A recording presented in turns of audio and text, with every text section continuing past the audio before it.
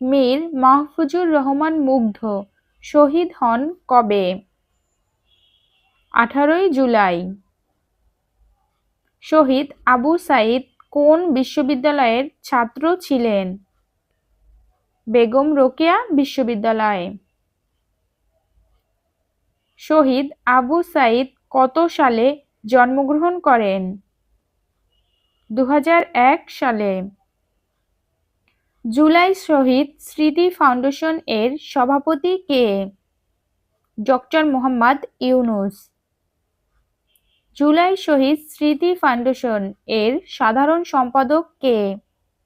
Sarjis Alam.